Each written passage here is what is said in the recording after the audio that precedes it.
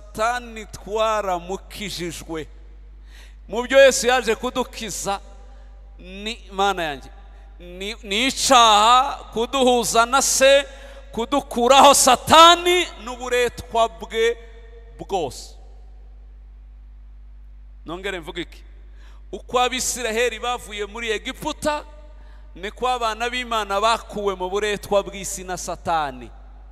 Nimba mwemera ko Abisiraheli na Mose bavuye muri Egiputa, azaba ariko mwemera ko natwe iyo mikorere natwe twayivuyemo.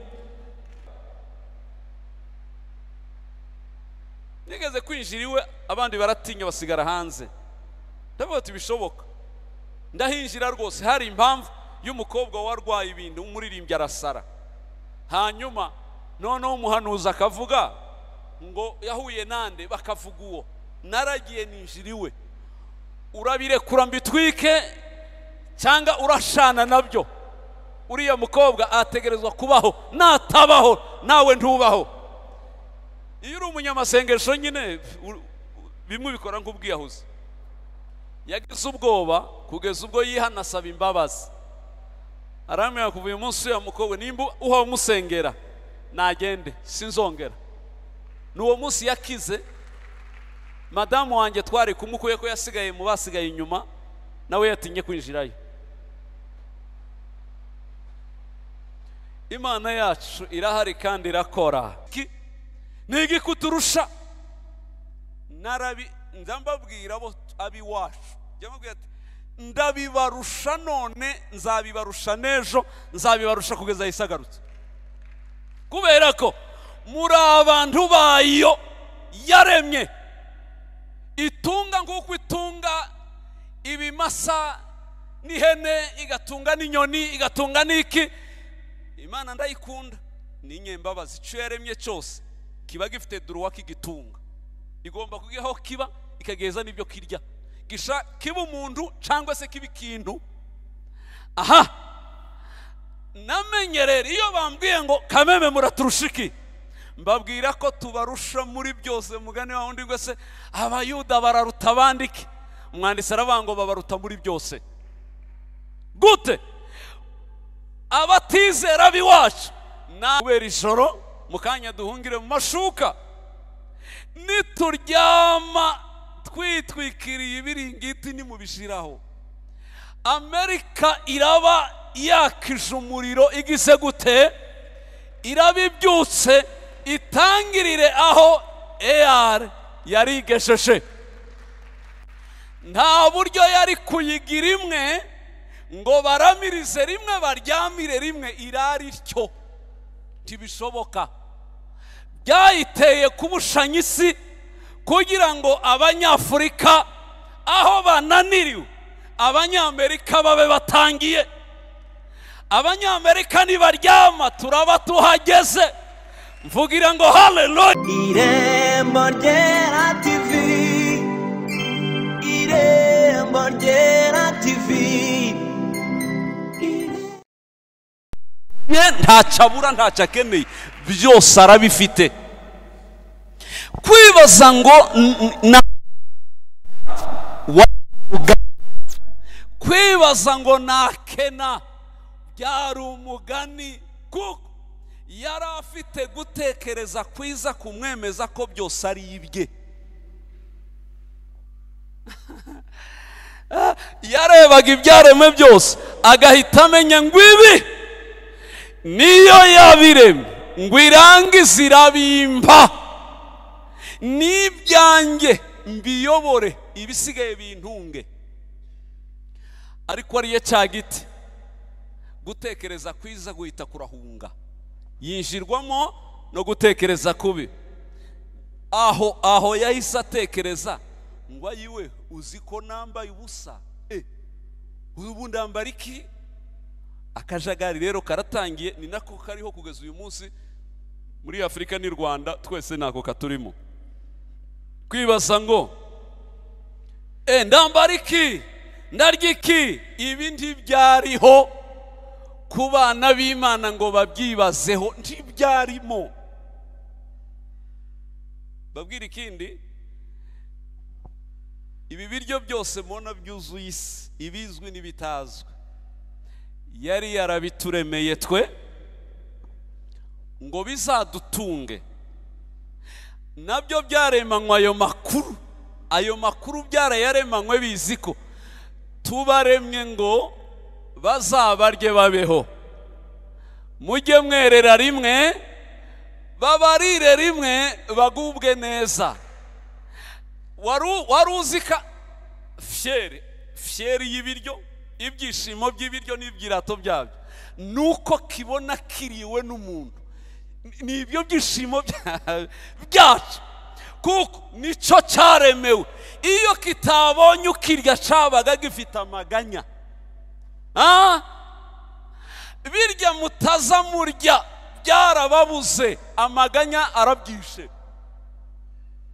Ko twabaremewe kuko bataturya turababo. Niko bimeze. Kubera ririya kosa bitangiye kuba ikibazo kandi bitari ikibazo, ariko bishaka kuvuga ngo iyo tugaruye gutekereza kwiza tukongera tugafusha kuriya kubi tukagarura ukwiza, nukuvuga ngo tuba dufite amahirwe yo kutagumana akajagari ko mu mitekerereze, kwibaza ndabaho ndafa, ndarya sindya, biraza ntibiza. No, duhita twikonekita mu gutekereza kwa Yesu. Munyumve neza, tugatangira kubaho nk'abafite byose, tukamenya ko byose bizatugana bizanywe n'itegeko ryo kwizera imbaraga z'uwabiremye. Mbwira kwegereye ngo ibiryo utarya biragukumbuye, none mvuge gute?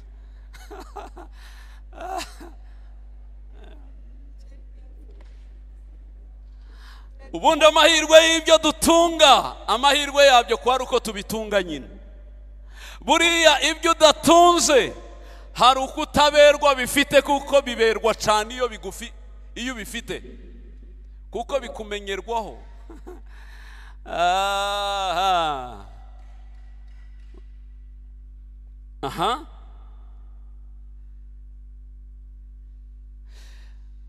Icyo ni icyambere navugaga. Yaje kugira ngo atugarurire gutekereza kwiza twatakarije muri Edeni, gutakariye mu giti twariye kitumenyesha ibibi, kumenya kubi kuba kuratangiye. N'ubu mvuga niba ari ikintu usengera, ubonye utsinze imitekerereze mibi muri wewe, uzamenye ko ubuzima bwawe butangiye guhinduka. Gutekereza kubi kuza kukwemeza kutari icurico, gutekereza kubi kukakwemeza ko ntacu ushoboye, habe n'ibyo ushoboye kwaguhakanira. Gutekereza kubi kukakubwira ko ntaho uzagera kandi imihanda yo kugerayo yose Imana yarayiteguye. Gutekereza kubi kwakugize muto paraporo y'icyo Imana yakugize wowe. Buriya baza gukomera nabagarura gutekereza kwiza, akumva ko bishoboka gutekereza. Kera uburyo Imana yari yaramye undi yari yaramuremye afite izo mbaraga, azitakaje niho muri Bibiliya wabonaga ko hagenda havuga ko byose bishobokera Imana, byose bishobokera Imana. Umuntu yari yamaze kugwa, ariko Kristo aje abantu bamaze kumwizera, niho ubona hagarutse ijambo rivuga ngo noneho ubu byose bishobokera abizera. Biragarutse, ibyo batashoboraga ubu byose bishobokera abizera, bagaruriye uko gushobora.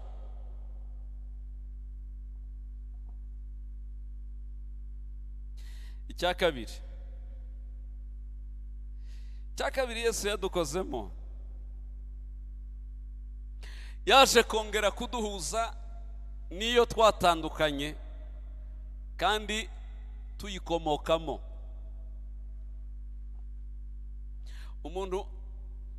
Ariko umuntu Imana yari yaramuremye mu abantu. Pero kwegereye ikiganza, felicitation, uremye neza rwose, uremye neza. Mumfashe ukimumbera ikiganza, uremye neza. umuntu ni ikiremwa kiremye neza, gifite inkomoko ebyiri. 50% ni mu butaka, 50% ni mu Mana. Ubwo bivuga ngo turi ibiremwa, turi ikiremwa gihuza isi n'ijuru, kiri mu isi kikabamwo n'ijuru. Ubumana burimo, ubutaka burimo. Hari igitabo nanditse ndavuga ngo uzaja gukomera mu isi no kugarura amahirwe yose agomba kuba inshuti y'aha hantu hombi, kuba inshuti y'ubutaka no kuba inshuti y'Imana. Iyo ukoroganye na kimwe uri kajorite, ntiwuzuye. Ibyo nushaka mubimenye. Hari abo usanga barasabanye n'Imana cyane ariko barakoroganye n'ubutaka, hanyuma uzabamenyera kuko bukabima ibyiza byabwo, kubera ko ubutaka abamenye, abazi impanga bafite impanga iwabo, abatazigira ntibamenye aya makuru. Impanga iyo imwe yarwaye indi ibyiyumvamo niyo zitari kumwe. Iyo umwe yagize ikibazo iyabo irabimenya, siko bimeze?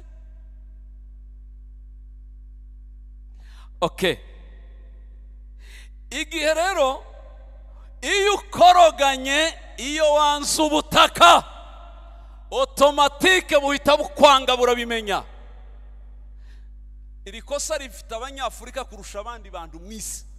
Abanyafurika majorite baba iwabo bahanga, baba muri Afurika batahakunda, bavuga neza za Burayi na za Amerika, ntagira na nyirakuru wigeza avukirayo, ariko avuga Amerika ukagira ngo niyo ba nyirarume bose bavuye. Akavuga Uburaya ukagira ngo niyo base wabo bubatse. Ibintu wibaza bigatuma duturaho twanga, twarangiza tukaburaho dukunda, bigatuma aho tutuye hatwima ibyiza byaho kuko hazi ko tuhanga. Bigaragarira he? Muko tuhavuga. Iyo utuka ubutaka bwawe ugatuka isi yawe, kubera ko turi impanga, nayo irabimenya.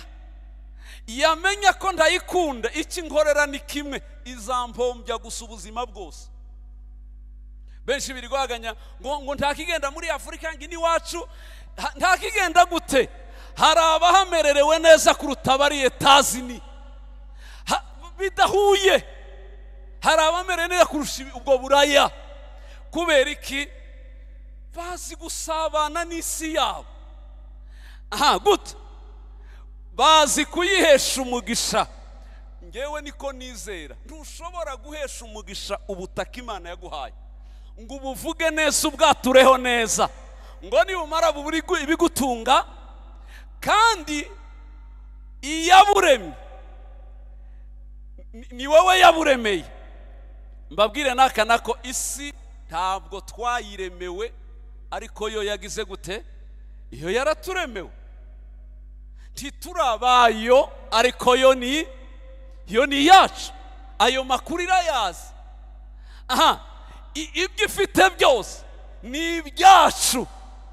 Kugira rero ngo bize nuko uba isi yawe uyikunda, warangiza ukayivuga neza, warangiza ukaba inshuti yayo.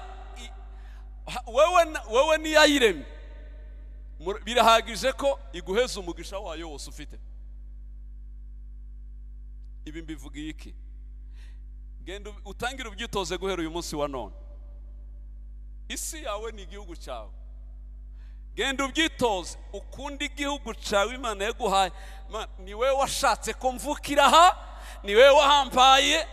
Uhakunda, uhahesha umugisha, uhavuge neza, uhasengere.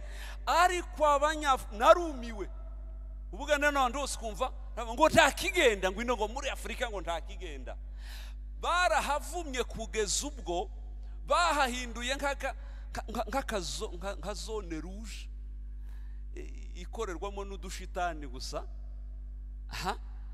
kandi birirwa basenga, bituma habura ibyo hakaduhaye kandi byose birahari. Nimba icyo tucemeye tuvuge ngo haleluya. Bana yanjye, reka nguhe umukoro. Guhera 2023 hindura imitekerereze yawe, ukunde isi yawe Imana yaguhaye, igihugu cyawe. Nurangiza ngewe nkunda Afurika kurenza ahandi hantu hose habaho ku isi. Nubu nyine wambwira, nubwo yambwira saa 10 sinziriye, urashaka kuba he mu isi hose? Sinaruha mvuga iburaya haba nubwo naba nasinziriye bijya byo gupfa. Nakwicura mvuga Afurika. Kubera iki? Ni Imana yaduhaye kandi ifite impamvu yabikoze.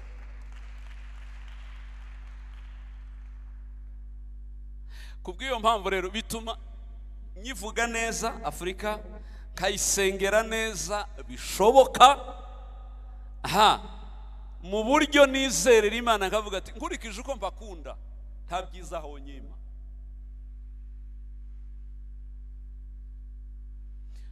Uko nashatse gusa gukora deliverance mu mitekerereze y'abantu. Niba waravumye isi yawe ukavuga nabi igihugu cyawe, sinkubeshe kizaguhombya uruhe wumuke neza. Ariko nuhindura imisengero ukagihesha umugisha, ukagisengera ukakivuga neza, mbivugiye ku gatuti hano, ukabona ntusazanye umugisha n'amahirwe ava muri ubu butaka, uzabimbaza. Umugisha mu migisha Imana itanga igihugu kibamo, iyo kiguhaye ibiguhaye impano y'umugisha. Kandi ibyo kuvuga nabi ugunogira gute byavuye muri ibi nyine byo igiti cyo kumenya kibi n'icyiza, ibintu bene. Icya kabiri nayo mvuze nuko yaje kuduhuza, kongera kuduhuza niyo twakoroganye, ariyo Mana Data twavuye muri yo. Nico gituma nayo mvuze ngo nubishobora, nge buriya nemera umuntu ukunda isi ye yarangiza agakunda n'iyamuremye. Ni inshuti y'Imana, ni inshuti y'ubutaka bwe, y'isi ye. Ariko hari abantu yakoroganye n'isi ye anakorogana n'iyamuremye. Uwo murumva atuye he uwo muntu? Mu nshuti zombi akomokamo, ubutaka barakoroganye, Imana barakoroganye. Uyu murumva abayeho gute?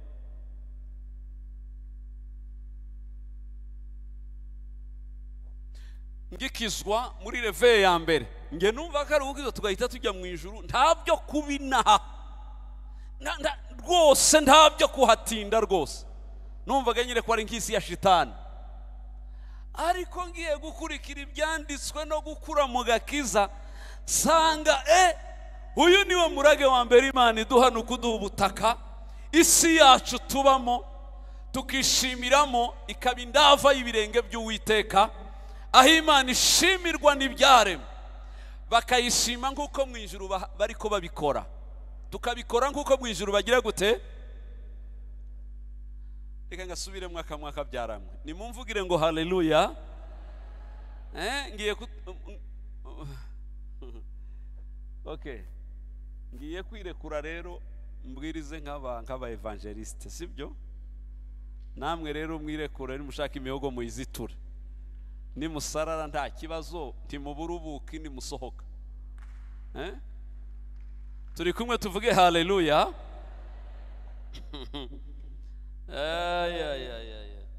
Nuko nabyumvaga, nari nzi ko nugukizwa, twarangiza gukizwa tukigendera mu ijuru. Ibyino wapi. Naho kumba Imana irashaka ko abakijijwe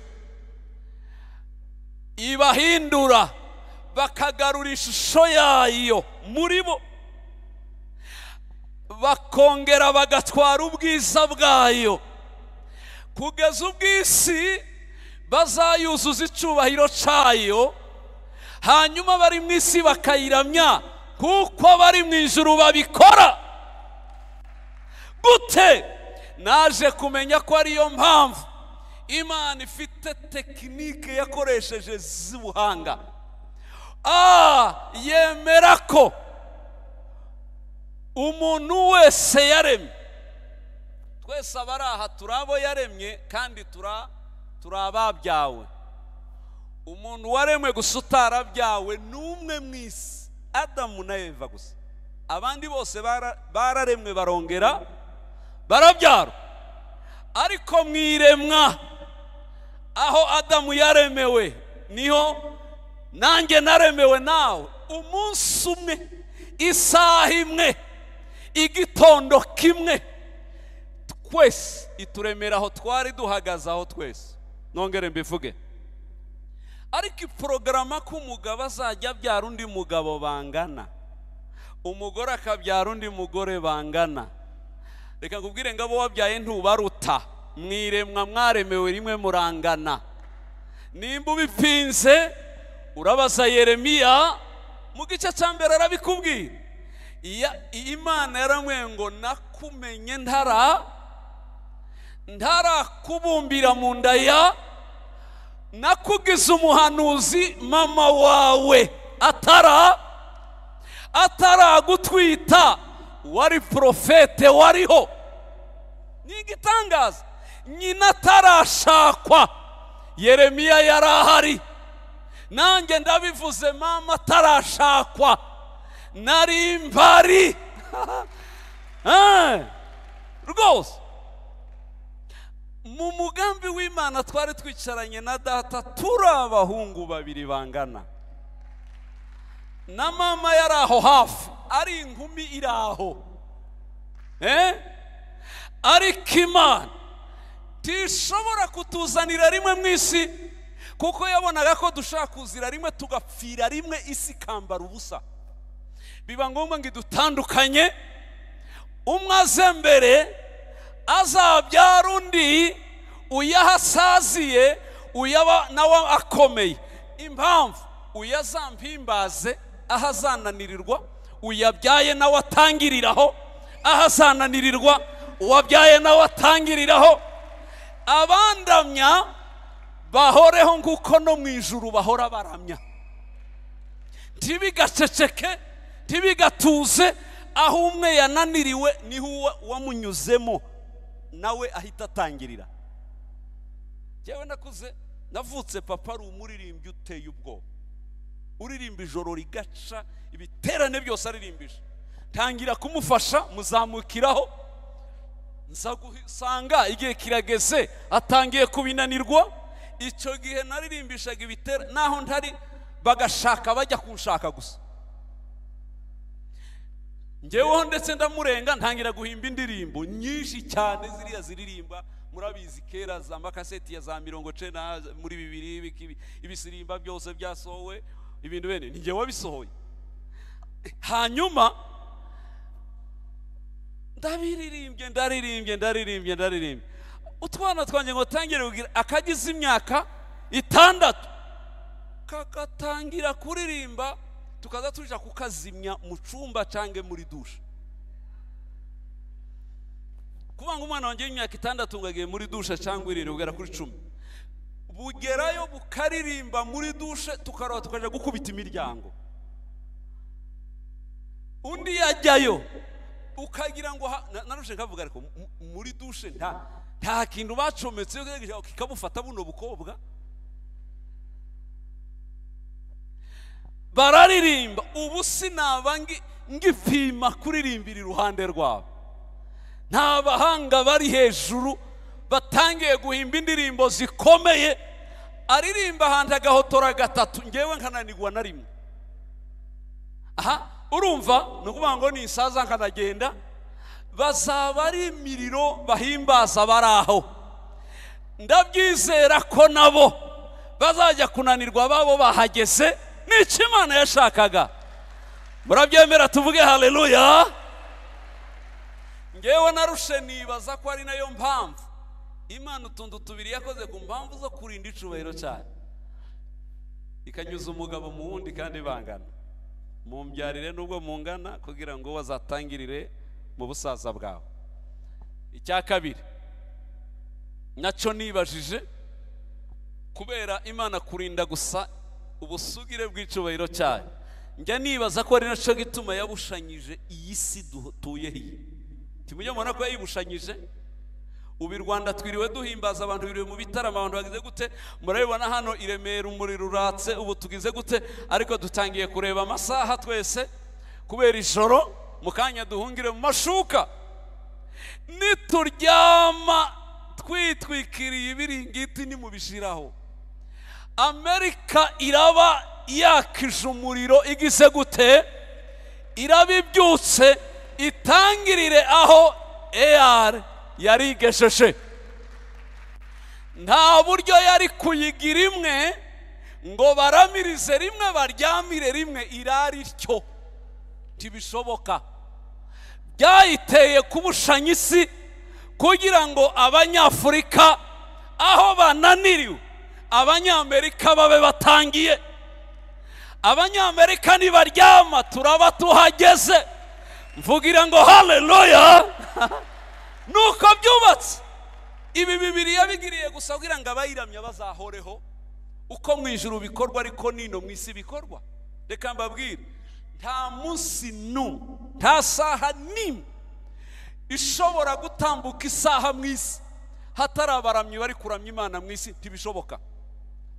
Hagira umunsi twibesha twese umunsi umwe tukareka, za Victoria zadusanga hano i Remera.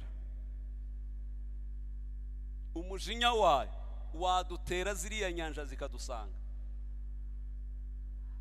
Habaye agacerere isi gatuza itaramya.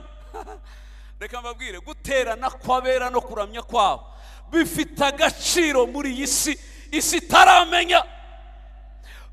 Imana iyo bayiramya, abayihimbaza iyo bahari, umujinya wayo wose uzushira ikihanganira n'ibinyabyaha by'iwanyu, kubera ko ibona gusaba hahagaze.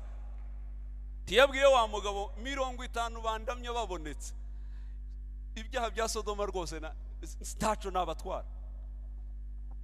Ariko ibayibuza abayiramya bakaburaho, simbabesha. Isi ya sinzi icyo yayitera. Genda urebe mu mateka y'isi ahantu hose baretse kuramya. Igihe cya Nowa bararetse ku rwego hasigara inzimwe gusa. Imana ati ko ari aha bigeze, iyi nayo itancika, ahubwo ndamara ziriya zindi nsigaza uyu. I Sodomu hari hasigaye umwe gusa, iyo hageze ku rwego hasigara umwe. Imana ivuga ati ibintu birarangiye, naka ntarakabura, reka ngasove abandi ndebe uko mbagenza. Ikunda icubahiro cayo, ikunda abayiramya. I Remera mugikora ibi uyu ni umunyenga ku gihugu, uyu ni umunyenga ku karere, uyu ni umunyenga isi gifite. Ibi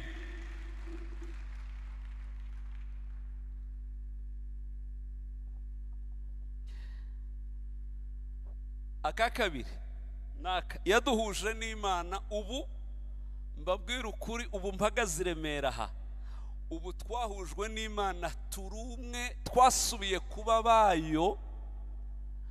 Aha kuko byahoze biri kera, ubu niko bimeze. Umuntu w'umwuka yari yarapfuye nyuma ya cyacaha cyo muri Edeni, ariko ubu yarazuwe ni muzima, kuko yari uw'imbere hasigaye uw'inyuma w'ubutaka, ariko uw'umwuka arapfa. Ubu turi bazima. Yesu yarakoze ariko Mana yanjye, hari igihe Yesu azanezeza ndabarahiye ndi no mu modoka nkumva nacanganye, kavuga ku munsi umwe ntiyazanyemerera tugahurira nko mu mujyi, amaze nkamutwara muri convention, tukica nafata ideni muri Beka, ngafata irindi muri KCB, ngafata irindi, ariko kamufata neza. Nkamubwira gusa ibyo yadukoreye. Impamvu bivuga, umunsi umwe nasomye Abaroma igice cya 11, igice cya 11 cy'Abaroma, numva ndasaze mu mutwe. Paulo yandika ngo murabenye mw'abanyamahanga, bitanibuka ko ari tw'abanyamahanga hayabwira, ntimugakinisha akagakiza mwahawe, ngo nguko mwebwe mwameze kuri elayo itari yanyu, mwamezeho nk'ingurukizi zimera ku giti kitari nyina. Aravuga ngo mwebwe muri umunzenzeho ku gasozi, ngo kutize niko kwatumye ishami rya Elayo ricibwa. Ngo mwebwe muhita murizera, muhita muterwa kuri Elayo itari yanyu.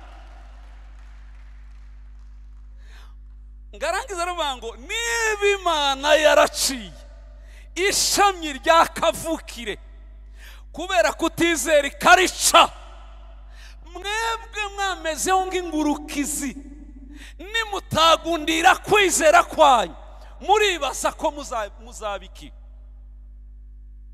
Nibutse ko twameze kuri Elayo y'abandi turi ingurukizi. Ndavuga ati Yesu, nzagushima byikubye kabiri no kumenya ibyo byonyine gusa. Ariko Yesu yarabikoze kabisa. Aduhuza n'Imana, ubu none yongeye kutugira abana b'Imana. Ari utuntu yakoze nkunda Yesu. Abonye araturonsa.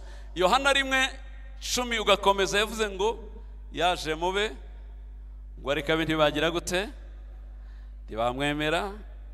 Ahita arahindukira rero yirebera ahandi, ngo ariko abamwemeye bose yabahaye ubasha n'ubushobozi bwo guhinduka abana b'Imana. Abo ngo ntibabyawe n'inyama n'amaraso, abo babyawe n'Imana kuko yabishatse. Iyo ngezaho rero mbita nibaza, narindewe.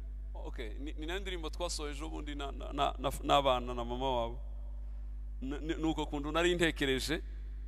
Okay, mpita dukora mu iyo ndirimbo.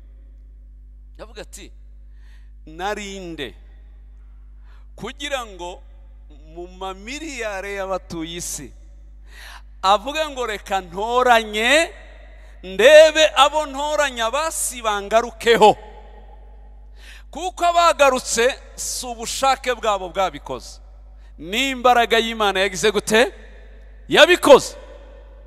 Noneho nkibaza byagenze gute ngo nisangemo. Wowe bamwe bafite iwabo bakuranye ibiheko, bakurana ibigirwamana, bakurana za nyabingi, bakurana ibintu bipfuye bicuramye. Ariko Imana nk'uko ari umutunzi w'imbabazi yaduhinduranye bazima na Kristo kubw'ineza ye. Nanjye nisangamo, nawe twese abicaye nta numwe wari umukandida ufite amahirwe amugaragaza ko yakwemerwa. Uko imbabazi zayirenze ngo zibane nyinshi, irazisuka kugera ubwo nanjye zangezeho.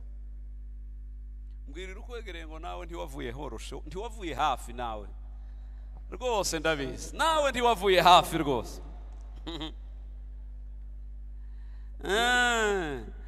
Sico atugira abana b'Imana, adukuye mu bantu abaguye babaye abantu yaremye, abizeye babaye abana bacunguwe. Ubu twe ntitukiri abantu b'Imana, ahubwo turi abana b'Imana. Ako mujye mukirata. Hari igihe njya mbona ushaka guhura n'abapagani b'iwanyu cyangwa abanebwe b'iwanyu, nza mbibona muri famiye. Bamwe babona bafite amafaranga, abandi babona bafite ibimodoka byiza, ukabona bihagazeho babaye ibitangaza, bagatangira kubareba burya se muraturusha iki, nigi kuturusha. Ndambabwira abo abiwacu, njyamubwira ati ndabibarusha none, nzabibarusha n'ejo, nzabibarusha kugeza yisagarutse, kubera ko muri abantu bayo yaremye. Itunga nk'uko itunga ibimasa n'ihene, igatunga n'inyoni, igatunga n'iki. Imana ndayikunda, n'inyembabazi. Icyo yaremye cyose kiba gifite duruwa kigitunga, igomba kugihaho kiba, ikageza n'ibyo kirya, kiba umuntu cyangwa se kiba ikintu. Aha, namenyerera iyo bambwiye ngo Kameme muraturushiki, mbabwira ko tubarusha muri byose. Mugani wa wundi ngo se abayuda bararuta abandiki, umwanditsi aravuga ngo babaruta muri byose. Gute? Abatizera biwacu n'abantu b'Imana bazarya bakabaho bagapfa bakarangirira hano, ariko abana b'Imana ntibapfa, bariho none bazabaho n'ejo,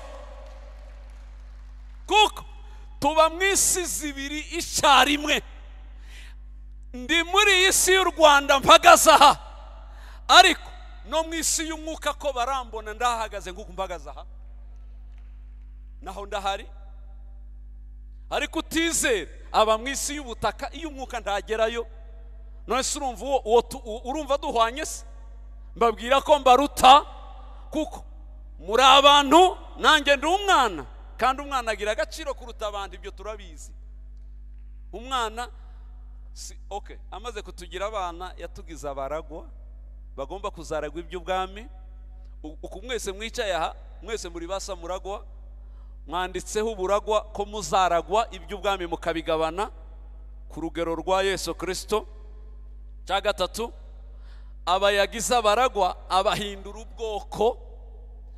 Mu ba Efeso 2:19 ngo namwe muri ubwoko muri bamwe muri abo mu bwoko bwayo, ngo hamwe n'abera bose. Imana yanze kuba hitagira ubwoko buyitirirwa mu isi, ifata abayizera ibahindura ubwoko bwayo, kandi ubwoko bwayo yabushizeho ikimenyetso ngo irangize, ibushyiraho ubudahangarwa. Nimumvugire ngo haleluya. Uriho ikimenyetso, uriho n'ubudahangarwa bukuriho. Hari aho wanyura abandi batanyura, batizera.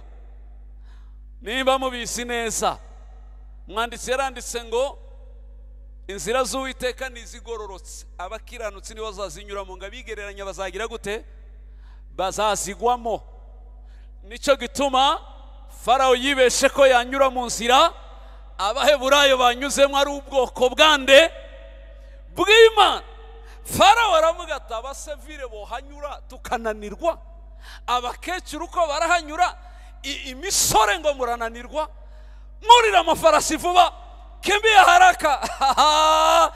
Barayakaza ngo bagere hagati, basanga hagomba kunyura abafite izindi imbaraga zitari izinaha. Nimumvugire ngo haleluya. Amafarasi arananirwa, amagare arananirwa, ingabo zirananirwa, ariko Yesaya yavuze neza, we binyibukije ijambo rya Yesaya ngo abasore b'imigenda bazagira gute harya? Baziruka bacogore bananirwa. Ngo ariko abategereza Uwiteka ariko abategereza baziruka be kunanirwa, bazagenda be gucogora. Ngo arangiza aravuga ati nukugenda gusa, ahubwo bazaba bafite amababa nk'ay'ikizu, ingukuma, ngo bazatumbagira mu birere, nibiba ngombwa ngo banyure hejuru bahanyure, kubera ko izo mbaraga zibariho. Hari iziduhishemo tutazi, ariko zirahaba. Tubyemere tuvuge ngo haleluya. Habe naha uru rusengero rufite imbaraga ziruriho zitari kuri aya mazu yose ari Remera, aya yandi. Ibyo nabyo byarantangaje. Muri uku kwezi uku gushize kwa kabiri, umupfumu yararakaye, ngo arakarira itorero n'abasenga. Itorero twatangiye ahantu hirya muri Bugesera, twasengeye abantu bakizwa abantu benshi, abankurumogi, indaya, ibiki. Narahamagaye, narabwirije ngo ndangenti indaya zize hano kwakira Yesu. Baraza rwose bagororotse, batanunamye rwose. N'uwari uvuye i Kigali agiye kuri randevu y'umugabo wamurihiye, abona abantu ko bararirimba hanze, twari muri stade kibuga kiri ku muhanda, abwirwa ati tubanze tujye natwe hariya turebe imizike, ngo ageremo yafashwe mu ba mbere nawe ahitaza gukizwa, ngo arangire turangije arambwira ngo ubuse ndajya he, banyishuriye ngo nze hano abo abagabo, none fatiwe hano, ubuse ndarara he ndajya he? Twarinze kumushakira amafaranga mutahana kugira ngo agende tiyabaye akijya hahandi. Abangurumogi ngo ndange nabatoke, abaza abangurumogi n'abarufite muze hano imbere, muze munsange kandi muruzane. Bahise baza, abarufite bararumpaga mu maboko gutya ngashyira ku gatute, abagore bagakora gutya, narumiwe bagakora indani, bagakora mu masuti yabo gutya, yakoramo agakuramo igikagato cy'urumogi kingana gutya bakarumpa. Narizi ko urumogi ari urw'abajene nyine b'abanyamugi, nawe uzi ko n'abagore basigaye banywa urumogi ndugu yangu, nabo bararunywa.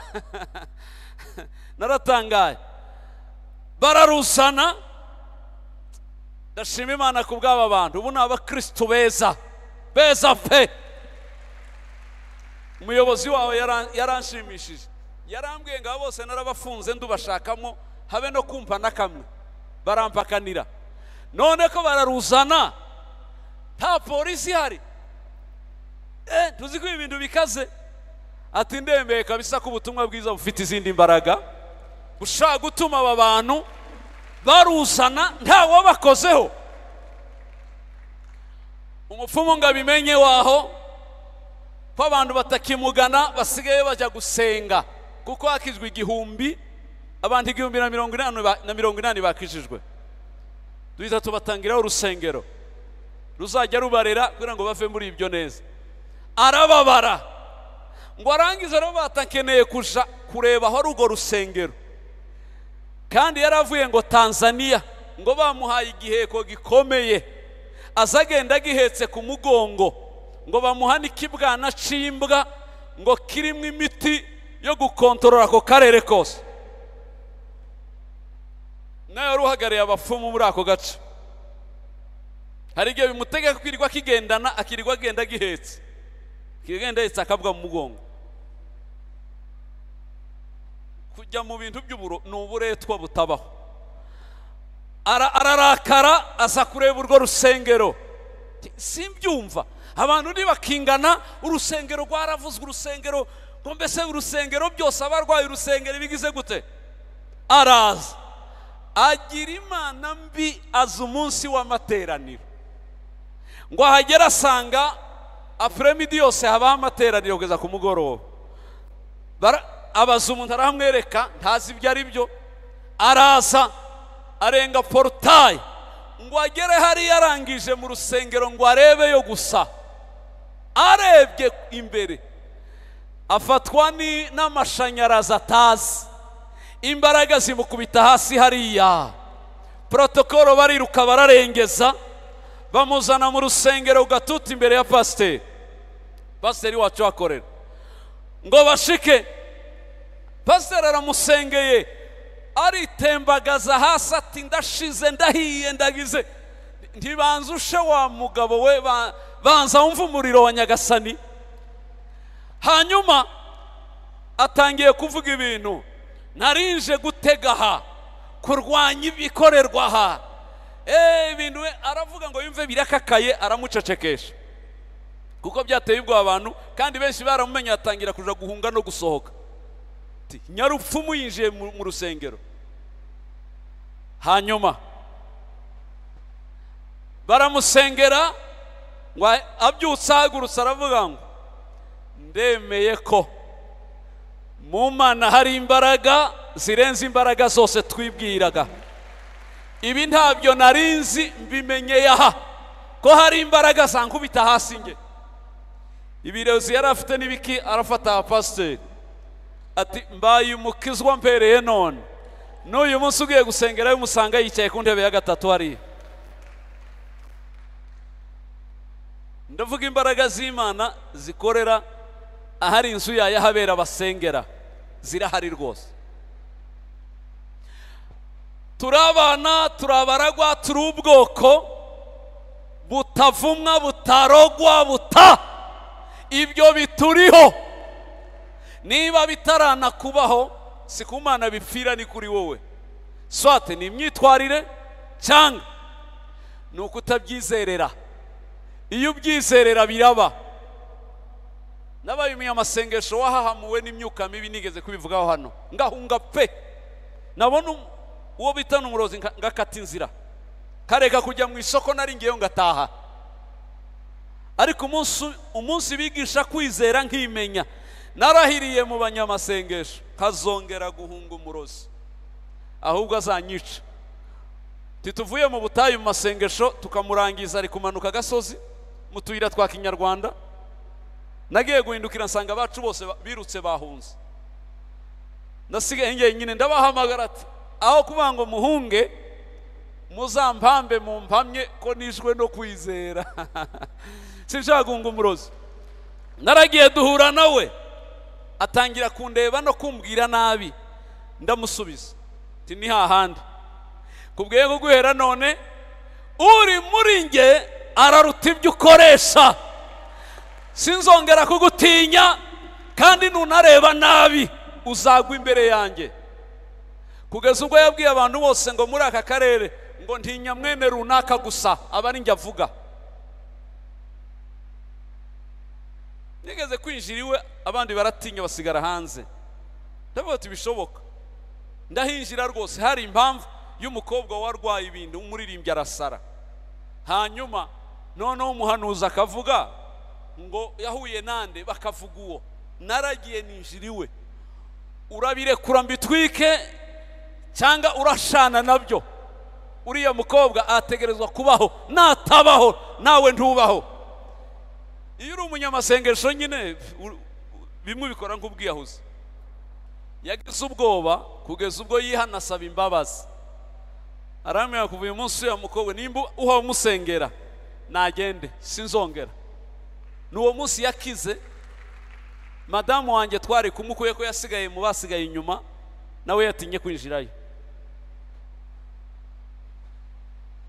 Imana yacu irahari kandi irakora. Yitwa Imana ishobora. Niwe waduhindukiye umuhuza hagati yacu n'Imana. Nicyo gituma yavuze ngo ninjye nzira, ninjye kuri, ninjye bugingo. Ntawe ujya kwa Data ntamujyanye. Niwe muhuza uduhuza na Data.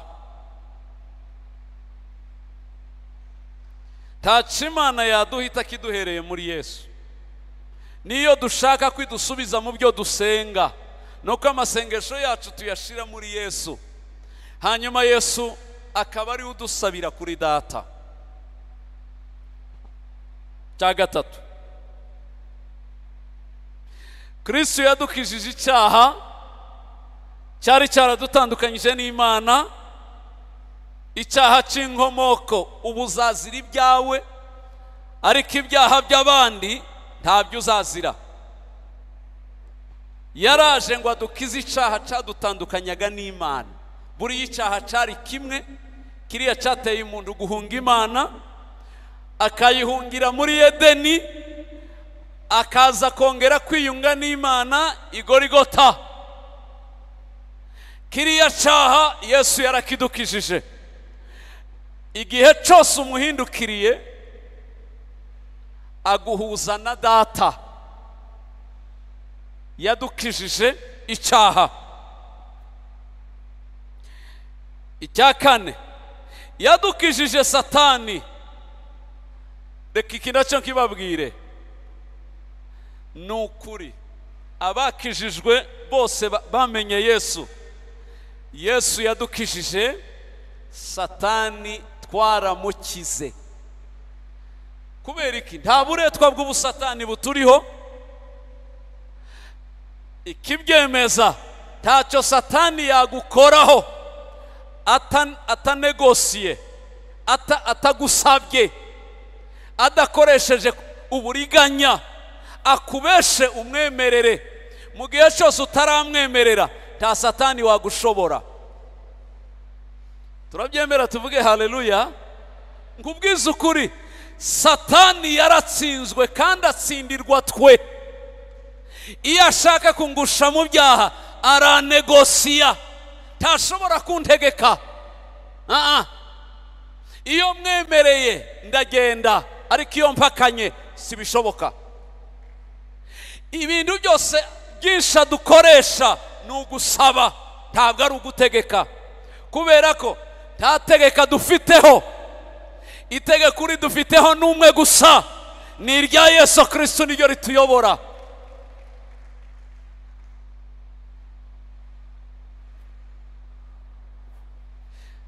Ndasabira bera iki kintu, umugani wa Paulo niwe mpamvu ndasabira aba Efeso, ngo ndasabira abandi, ndasabira bera bose kumenya ko Satani Yesu yamudukijije. Hari n'ukuntu bijya bintangaza, ujya ubona abakizwa bemera ko Yesu yadukije ibyaha, ariko ukabona Satani ntibaremera ko we twamukize, ukabona we baramugumanya ukuntu. Kuha barahari, Satani ariho kandi arakora, ariko nta butware yagira ku bantu babatuwe n'amaraso ya Yesu Kristo. Ntibishoboka. Uwo ashaka gukoresha wese azamusaba amwemerere akorane nawe, ariko igihe ukivuze tono ngewe mfite uwo nizeye uwo ari we, Satani ntacyo yagukoresha mu gihe wowe utamwemereye. Ntibishoboka. Ibande bantu bizera ko bamukize, bameze nkanjye bizera ko Satani bamukize. Munyemerere amashitu yahe Yesu wabikoze, ni Yesu wabikoze. Nzambyigisha abana banjye ngabwira ati Satani twaramukijijwe. Mu byo Yesu yaje kudukiza ni mana yanjye, ni icyaha, kuduhuza na se, kudukuraho Satani n'uburetwa bwe bwose. Nongere mvuga iki? Uko Abisiraheli bavuye muri Egiputa, niko abana b'Imana bakuwe mu buretwa bw'isi na Satani.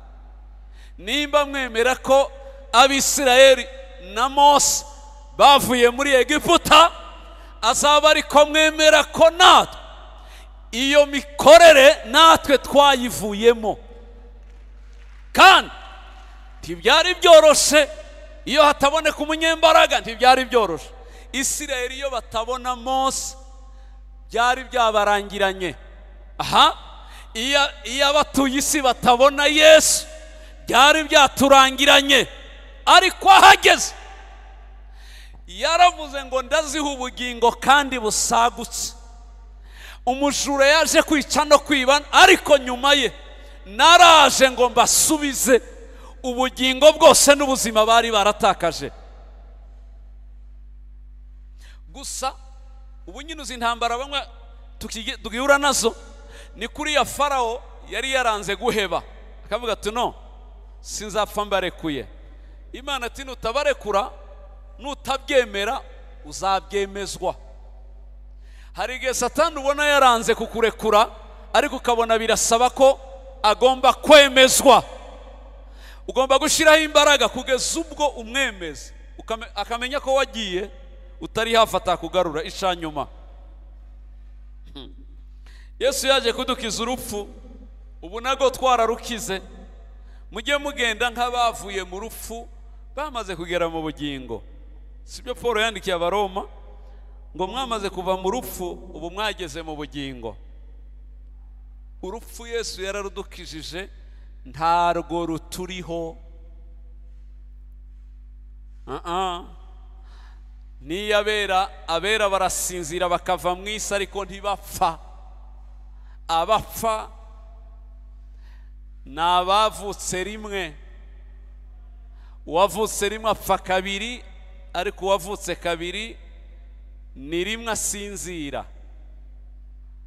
Nyumve neza, uwavutse rimwe apfa kabiri, ariko uwavutse kabiri arasinzira, we nta rupfu ruriho, kubera ko Yesu yararumukijije. Turi imbohore mu Mana. Icya kabiri, hasigaye ikintu kimwe gusa nifuza ku Mana, ari naco ni nayo mutwaro wanjye. buri gihe mbwira Imana ngo Mana nshoboza guhishurirwa ubumana bwawe buteretse muri twe, isi imenye ko tutakiri abayo, turi abandi bababwamo n'imbaraga zo mu ijuru atari izino. Bantu b'Imana, turiho ngo duhindure isi, ntituriho ngo isi duhindure. Turiho ngo tugarure bene wacu, ntituriho ngo bene wacu badutware mu isi.